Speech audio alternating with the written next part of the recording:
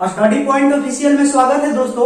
आज हम लोग एनटीपीसी के विभिन्न फेज में पूछे गए मैथ के कुछ मोस्ट इंपोर्टेंट क्वेश्चन को देखेंगे जो फेज 7 और आगे जो सीबीटी 2 होने वाला है उसके लिए काफी महत्वपूर्ण होगा दोस्तों। ठीक है, तो दोस्तों फेज 7 वाले का इस वीडियो को देखना मत भूलिएगा और खासकर सीबीटी 2 का जो एनटीपीसी का होगा एग्जाम उसके लिए भी ये वीडियो काफी महत्वपूर्ण होने वाला है। तो चलिए दोस्तों क्वेश्चन को एक करके देखते हैं। देखिए पहला क्वेश्चन बोल रहा है, देखिए संख्या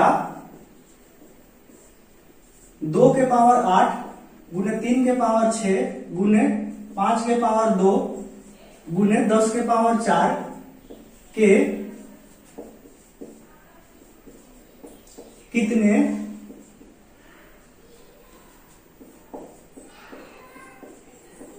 गुणनखंड 1440 के गुणज है। ठीक है दोस्तों, पहले क्वेश्चन को फिर से समझ लीजिए।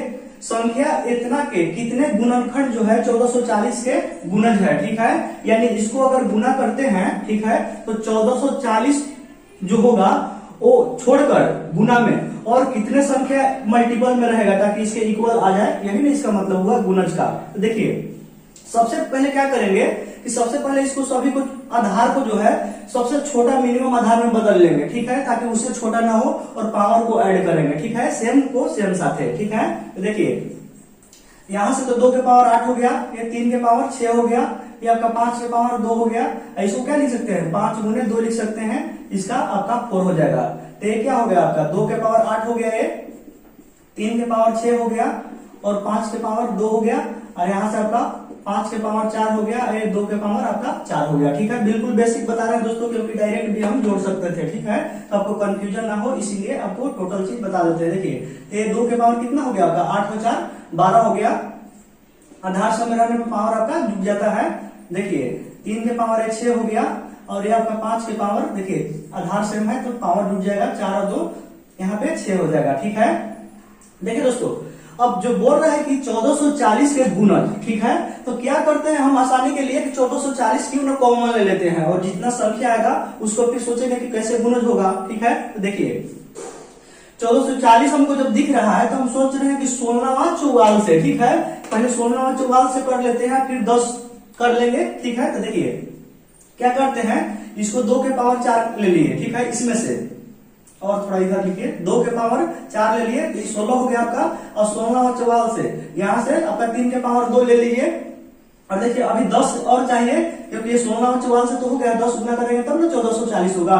फिर यहाँ से 2 ले लिए। ठीक है, और फिर इसमें से एक 5 ले लिए। ठीक है, तो आपका 16 और 44 से यानी 1440 अब यहाँ से आपका मिल जाएगा।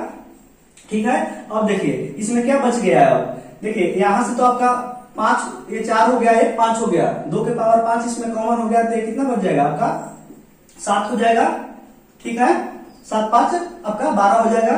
अब गुने 3 के पावर 2 यहां से ले लिए हैं कॉमन, तो यहां से कितना बच गया, 3 के पावर 4 बच गया और फिर यहां से देख लीजिए 5 एक ले लिए हैं कॉमन, तो ये कितना बच गया आपका 5 के पावर आपका 5 बच गया। ठीक है, इतना दोस्तों बच गया।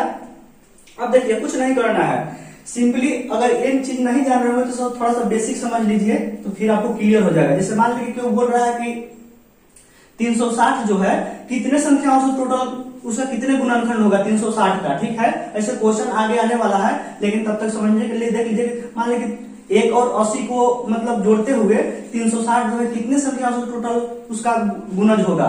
ठीक है, तो देखिए पहले ऐसे निकाल लेंगे, इसको 360 लिख लीजिए, आपका लसन लीजिए, 180 हो गया आपका, 90 हो गया, ये आपका 45 हो गया, ये आपका 15 हो गया, फिर आपका ये आपका 3 बचे 15 हो गया। ठीक है, तो देख लीजिए ये 2 के पावर 3 हो गया, ये आपका 3 के पावर 2 हो गया, ये 5 हो गया। ठीक है, तो देखिए क्या करते हैं, अगर पूछेगा कि 360 टोटल कितने संख्या इसका गुणनखंड होगा तो क्या करते हैं, इसके पावर में एक जोड़कर गुना कर देते हैं। ये आपका 3 + 1 हो जाएगा पावर, इसका 2 + 1 हो जाएगा। इसमें तो एक छुपा हुआ रहता है, किसी को संख्या लिखने का मतलब क्या है, उसका पावर 1 है। तो देखिए एक है अवेलेबल है तो 1 + 1 लिख दिए। ठीक है, जितना भी रहता है उसमें एक ऐड कर देते हैं। अब सभी को गुना कर दीजिए, तो ये कितना हो गया, ये आपका 4 हो गया, ये आपका 3 हो गया, ये आपका 2 हो गया। ठीक है, तो 4 × 12 = 24। ठीक है, तो दोस्तों 360 का टोटल जो होगा, यानी कह सकते हैं कि 360 जो है टोटल 24 संख्याओं से डिविजिबल होगा, यानी दूसरे भाषा में भी कह सकते हैं कि 360 का जो है आपको 24 गो गुणनखंड होगा। ठीक है, तो उम्मीद करते हैं इसको अच्छे से समझ गए होंगे, क्योंकि इसी का यूज करेंगे आप लोग, कोई दिक्कत नहीं होगा। देखिए, तो अब बोल रहा है कि इतना के कितने गुणज है। ठीक है, तो इतना तो हम ले लिए कॉमन, तो अब जो भी संख्या इस आया तो इतना का गुणज ही तो है। तो देख लीजिए, पावर दिया हुआ है तो सबको एक ऐड करके गुना कर दीजिए। 7 + 1 हो जाएगा, ये 4 + 1 हो जाएगा, ये आपका 5 + 1 हो जाएगा। ठीक है, तो देखिए ये 8 हो गया, ये आपका 5 हो गया, ये आपका 6 हो गया। ठीक है, तो कितना हो गया, 8 × 5 = 40 और गुने 6, यानी 6 × 4 = 24, यानी 240 हो जाएगा दोस्तों इसका गुणनखंड। ठीक है, इतना का जो है 240 ऐसे गुणनखंड होगा। ठीक है दोस्तों, 1440 का इतना हो जाएगा आपका। ठीक है, तो 1440 का 240 को आपका क्या हो जाएगा, गुणनखंड हो जाएगा। तो उम्मीद करते हैं इसको अच्छे से समझ गए होंगे। ठीक है दोस्तों, चलिए अगला क्वेश्चन को देखते हैं। ठीक है,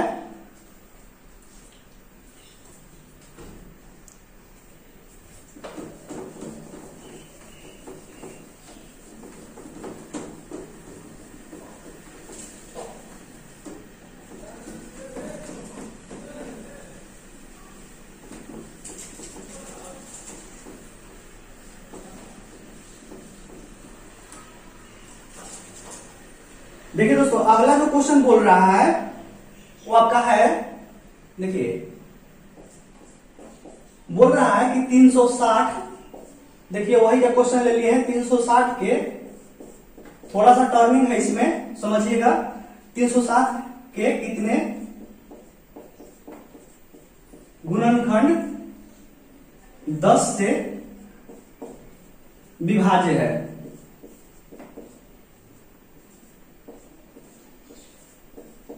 ठीक है दोस्तों, ये सभी क्वेश्चन एनटीपीसी के विभिन्न फेज में, सभी फेज में, अभी 6 फेज तक एग्जाम हो चुका है और कोई ना कोई फेज में सब क्वेश्चन पूछा हुआ है। ठीक है, इसलिए सारा क्वेश्चन जो है आपका 7th फेज और आगे जो एग्जाम आने वाला है एनटीपीसी का आपका CBT 2 एग्जाम होने वाला है, उसके लिए काफी महत्वपूर्ण होने वाला है सब क्वेश्चन सारा। ठीक है, तो देखिए 360 के कितने गुणनखंड हैं जो 10 से विभाज्य है। ठीक है दोस्तों, तो क्या करते हैं कि सबसे पहले क्या करेंगे, इसका ले लेते हैं कि कितना इसका गुणज होगा।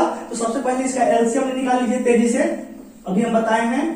ठीक है, तो ये आपका 180 हो गया, ये आपका 90 हो गया, ये आपका 45 हो गया, ये आपका 15, फिर ये 3 × 5 = 15 हो जाएगा। ठीक है, तो देखिए ए हो जाएगा आपका 2 के पावर 3 हो जाएगा, 2 हो जाएगा आपका, ये 5 हो जाएगा। ठीक है, तो देखिए अब बोल रहा है कि इतना के कितने गुणनखंड 10 से विभाज्य है। ठीक है, तो सबसे पहले माइंड में क्लिक कर देना चाहिए कि 10 से जब विभाज्य का बात बोल रहा है तो क्यों ना 10 पहले कॉमन ही इसमें से ले लिया जाए। ठीक है, सबसे पहले यहाँ पे लिख देते हैं 2 के पावर 3, ये 3 के पावर 2 हो गया, ये आपका 5 हो गया। ठीक है, तो देखिए 10 अगर कॉमन लेते हैं तो क्या बच गया, यहाँ से 2 के पावर 2 हो गया, ये आपका जो है ये 3 के पावर आपका क्या बच गया, ये 2 ले लिए और 5 ले लिए, तो यहाँ पर 2 के पावर 2 बच गया आपका यहाँ पे भी 3 के पावर 2 बच गया। ठीक है, उम्मीद करते हैं दोस्तों अच्छे से समझ रहे होंगे।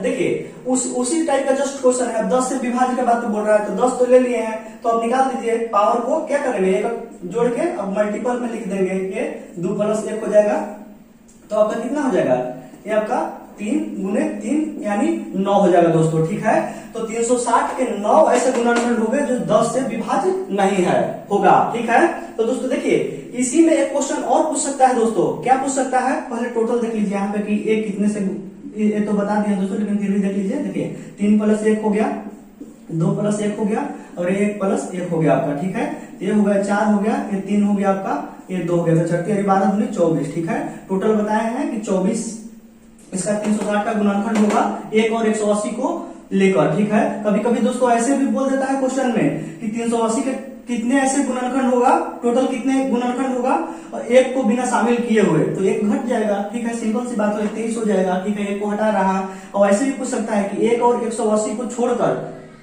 360 के कितने गुणनखंड होंगे, तो बस 2 घटा दीजिए, 22 हो जाएगा। ठीक है, तो छोटा छोटा आप लोग बात समझिएगा। ठीक है, अब देखिए इसी क्वेश्चन को बदल कर भी पूछ सकता है कि 360 के कितने गुणनखंड 10 से विभाज्य नहीं होगा। ठीक है, तो देखिए दोस्तों पहले निकाल लीजिएगा कि कितने गुणनखंड 10 से विभाज्य होगा। ठीक है, तो ऐसे निकाल लीजिएगा।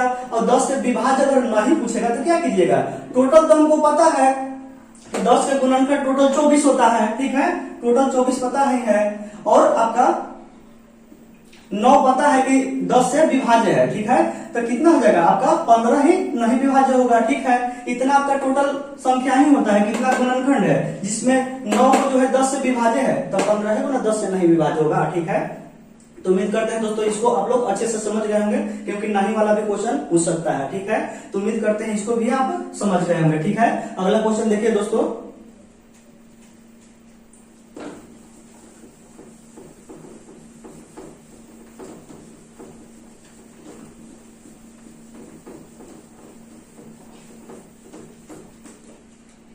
देखिए अगला क्वेश्चन बोल रहा है, देखिए दोस्तों ये भी क्वेश्चन बहुत इंपॉर्टेंट है। बोल रहा है कि एक अर्धवृत्त में यदि वृत्त का त्रिज्या 10 सेंटीमीटर है तो उस अर्धवृत्त में निर्मित सबसे बड़े वर्ग का क्षेत्रफल निकालें। ठीक है दोस्तों, यह क्या होगा, बोल रहा है कि एक अर्धवृत्त में यदि वृत्त की त्रिज्या 10 सेंटीमीटर है तो उस अर्धवृत्त में निर्मित सबसे बड़े वर्ग का क्षेत्रफल क्या होगा। ठीक है, या निकालें। ठीक है दोस्तों, तो देखिए क्या बोल रहा है, सबसे पहले आप अर्धवृत्त बना लीजिए। ठीक है, ठीक है दोस्तों, ये आपका मान लीजिए सेंटर हो गया। इसको समझिएगा, ये भी क्वेश्चन आता है एनटीपीसी में, कोई सारा ऐसा क्वेश्चन जो बता रहा है कोई ना कोई फेज में आपका फेज के कोई ना कोई शिफ्ट में पूछा हुआ है। ठीक है, तो देखिए सबसे बड़ा मान लीजिए हम वर्ग बना लेते हैं यहां से।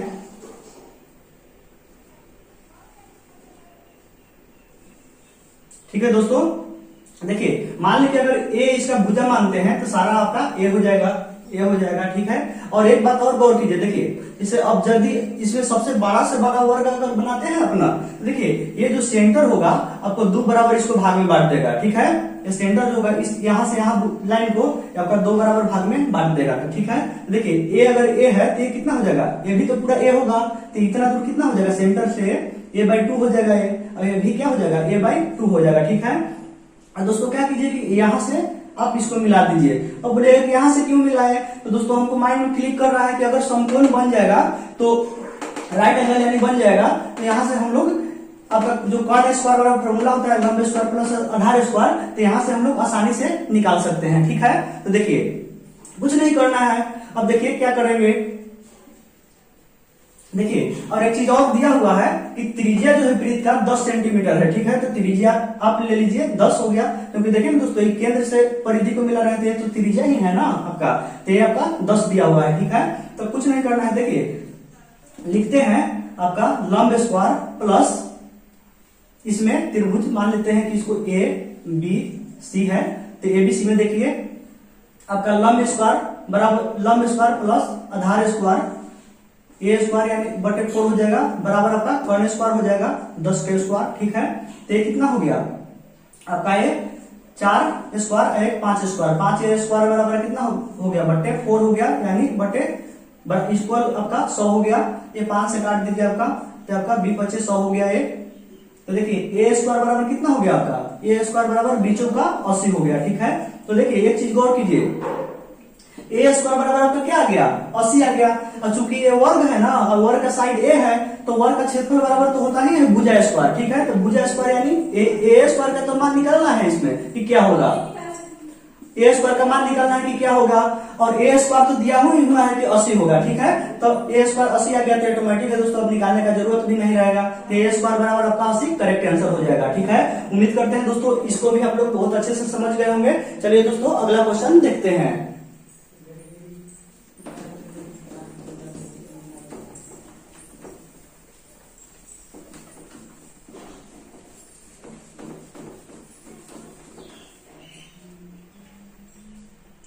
देखिए दोस्तों अगला क्वेश्चन है कि यदि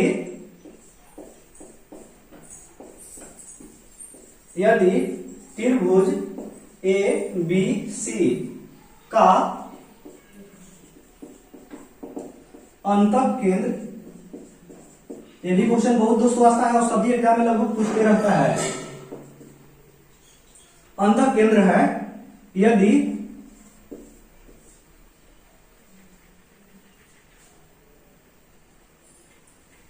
बॉल थोड़ा डिस्टर्ब कर रहा है।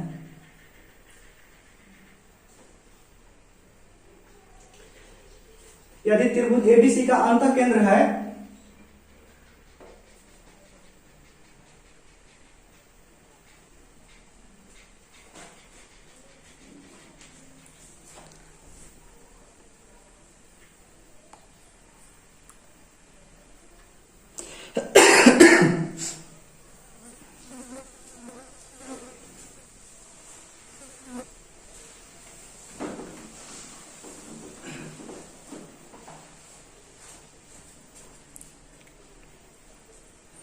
अगला क्वेश्चन देखिए दोस्तों, बोल रहा है कि यदि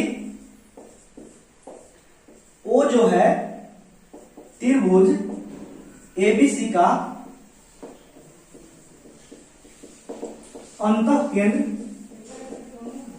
अंतःकेंद्र है, यदि कोण बीओसी बराबर आपका 110 हो, तो आपका पूछ रहा है कि कोण बीएसी जो है का मान क्या होगा।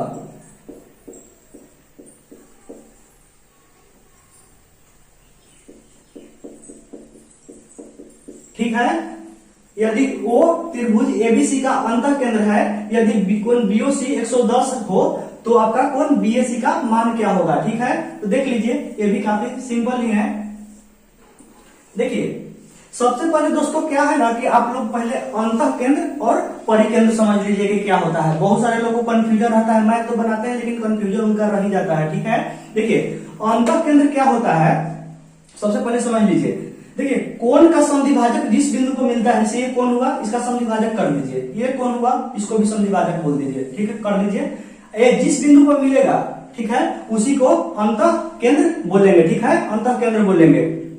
अगर दोस्तों अंतःकेंद्र का खासियत क्या है ना कि इस पे अगर प्रकार ये जो रख कर इसको अगर यहाँ पे पॉइंट लास्ट में एक बिंदु को टच करके घुमा दीजिएगा ना तो आपका तीनों साइड को एक टच कर जाएगा। ठीक है, तीनों साइड को टच करेगा, एक भी कोई छोड़ेगा नहीं। चाहे क्यों ना यहाँ से आप ले लीजिए, कहीं से भी आप ले लीजिए। ठीक है, यहाँ से ले लीजिए, चाहे इस पे ले लीजिए। ठीक है, एक भुजा से और इसको घुमा दीजिए, आपको तीनों साइड को टच कर जाएगा। ठीक है, वही होता है आपका अंतःकेंद्र। ठीक है, कोनों के समद्विभाजक जिस बिंदु पर मिलता है आपका अंतःकेंद्र कहलाता है। ठीक है, अब देख लीजिए एक चीज और समझ लीजिए। देखिए अगर इसी में पूछ देगा कि परिकेंद्र किसको बोलते हैं, अंतःकेंद्र हो गया, एक होता है आपका परिकेंद्र। ठीक है, यानी बाह्य केंद्र। तो देखिए भुजाओं के समद्विभाजक, ठीक है, इसको मान लीजिए इधर प्रकार से खींचिए, इधर खींचिए, फिर यहाँ से इस पॉइंट पर खींचिए, फिर यहाँ से इस पॉइंट पर खींचिए, तो ऐसे दिखेगा आपको, ऐसे होगा, एक ऐसे होगा। ठीक है, यहाँ से इसको लंबाई खींचिए। ठीक है, उसी प्रकार इस पे भी लंबाई खींचिए। ठीक है, जिस बिंदु पे कटेगा वही आपका परिकेंद्र होगा। ठीक है, परिकेंद्र का मतलब कहने का अर्थ हो गया कि अगर इस भुजा से लेकर इस अगर जो कटान बिंदु है आपका, कटान बिंदु से अगर यहाँ से रख के अगर प्रकार घुमाइएगा ना, यहाँ पे रख के एक वर्टेक्स पे कोई भी से, तो आपको तीनों को छूटा हुआ है गुजरेगा। ठीक है, एक भी को छोड़ने वाला नहीं है। इसका दोस्तों एक खासियत होता है आपका। ठीक है, अंतःकेंद्र ये परिकेंद्र हुआ। ठीक है, परिकेंद्र का एक खासियत होता है। ठीक है, आपका भुजाओं के लंब समद्विभाजक, ठीक है, भुजाओं के लंब समद्विभाजक जिस बिंदु पर मिलता है उसी को क्या बोलेंगे, आपका परिकेंद्र बोलेंगे। ठीक है, तो उम्मीद करते हैं दोस्तों ये दोनों आप लोग अंतःकेंद्र और परिकेंद्र आप लोग बिल्कुल समझ गए होंगे। ठीक है, ये तीनों को टच कर देता है दोस्तों, कोई से भी आप ले लीजिएगा, आपको घुमाइएगा बिल्कुल ये टच करते हुए मूव करेगा। ठीक है, देखिए अब आगे क्वेश्चन पे हम लोग आते हैं। देखिए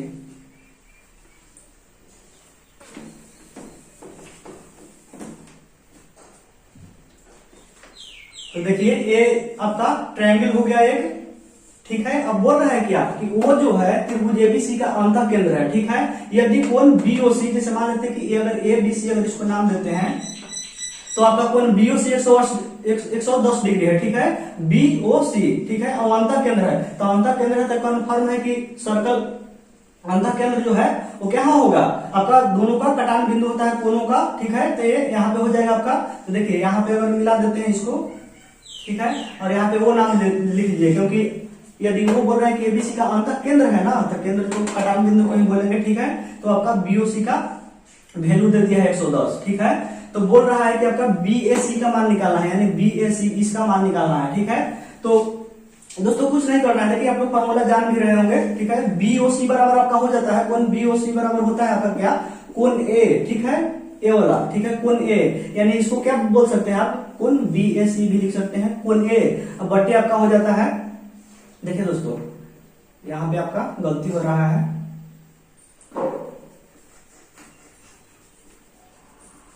कोण बीओसी बराबर हो जाता है आपका, अंदर में अगर अंतः केंद्र रहेगा तो 90 प्लस कोण ए। अब कोण ए को लिख सकते हैं आप क्या चीज, कोण बीएसी लिख सकते हैं, अब बटे 2 मिलता है। ठीक है, तो उम्मीद करते हैं दोस्तों इसको समझ रहे होंगे। देखिए अब वैल्यू रख दीजिए आप, कोण बीओसी का मान आपका पता ही है 110 डिग्री है आपका दिया हुआ, और 90 प्लस कोण ए बाई 2 हो जाएगा। ठीक है, तो एक घटेगा तो आपका कोण ए बाई 2 बराबर आपका कितना हो जाएगा, ये 20 हो जाएगा, और कोण ए बराबर आपका कितना हो जाएगा, ये 40 हो जाएगा। ठीक है, तो दोस्तों आप लोग उम्मीद करते हैं समझ गए होंगे। देखिए कोण ए आपका कितना आ गया, 40 आ गया। अगर दोस्तों ऐसे भी क्वेश्चन पूछ सकता है, इसी में चेंज कर देगा कि यदि कोण बीएसी का ही मान दे देगा कि 40 है। ठीक है, तो आपको बीओसी निकालना रहेगा, तो बीओसी निकाल लीजिएगा। कोण बीओसी बराबर तो हम लोग को डायरेक्ट पता ही है, कोण ए प्लस आपका हो जाता है कोण 90 हो जाता है, ये आपका 90 हो जाता है, प्लस कोण ए बाई 2 हो जाता है। ठीक है, तो अगर मान लीजिए हमको यही दिए हुए रहता है 40, तो देख लीजिएगा 110 आ जाएगा, ये 90 हो गया आपका, और प्लस कोण ए बाई 2, तो ये आपका अगर दिया हुआ रहता तो ये आपका कितना है, मानते हैं 40 ये दिया हुआ है तो 2 हो गया, तो आपका कितना हो गया 90 प्लस 20 यानी 110। ऐसे भी आ गया घुमा फिरा कर, ये देगा तो ये निकाल लीजिएगा, और ये देगा कौन, तो आप ये निकाल लीजिएगा। उम्मीद करते हैं इसको अच्छे से समझ गए होंगे। देखिए दोस्तों इसी में क्या पूछता है, बाह वाला पूछ देता है। ठीक है, तो बाह वाला भी कुछ नहीं है। देखिए